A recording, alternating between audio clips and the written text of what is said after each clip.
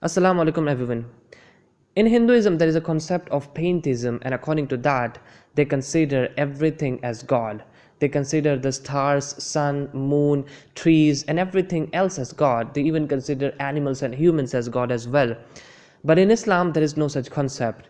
They consider that Allah subhanahu wa ta'ala is only one God and everything else is not God.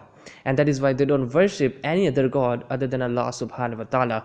They consider that Allah is near to everything, but they don't consider that Allah is everything. Everything belongs to Allah subhanahu wa ta'ala, and everything will return to Allah subhanahu wa ta'ala after its death.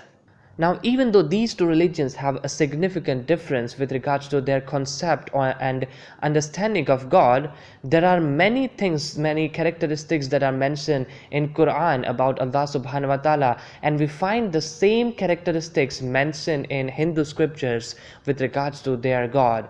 We don't find the exact name of Allah subhanahu wa ta'ala mentioned in Hindu scriptures, but we find his characteristics. Before I begin, for those people who may not like this video, let me make it very clear that I would not be giving my own opinion in this video, rather I would be quoting the exact verses from the scriptures. You can verify the things from the references that I would be providing in this video. So let's begin. Bismillah. In Upanishad, which is a Hindu scripture, chapter number 6, section 2, verse number 1, it is clearly mentioned that he is one without a second. Now over here, he refers to the God. So according to that, he is one.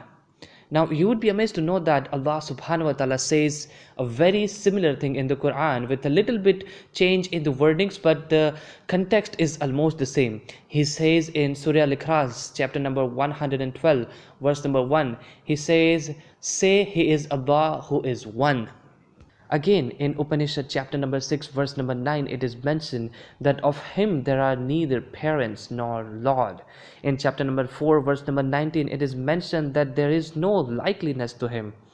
Allah subhanahu wa ta'ala says in Quran, in the same chapter that I quoted before, Surah Al-Ikhlas, chapter number 112, in verse 2, 3 and 4, he says, Allah, the eternal refuge, he neither begets nor is born, nor is there to him any equivalent.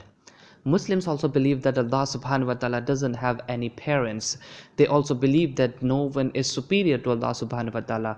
Hence, there is no Lord of Allah subhanahu wa ta'ala. Further on, in Upanishad chapter number 4, verse number 20, it's mentioned that his form cannot be seen. No one see him with the eye.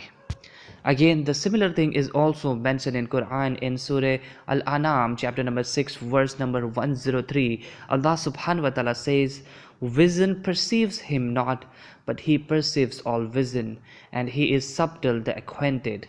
Now, according to this, no eye can see Allah subhanahu wa ta'ala, but he can see everything. Further on, in Bhagavad Gita, which is a very popular book of Hinduism, it is mentioned in chapter number 10, verse number 3. It's mentioned that he who knows me as the unborn, as the beginningless, as the supreme Lord of the worlds. Now, I had already said that it's mentioned in Quran that he is not born, he is unborn in fact. It is also mentioned that he is eternal refuge, meaning he is beginningless.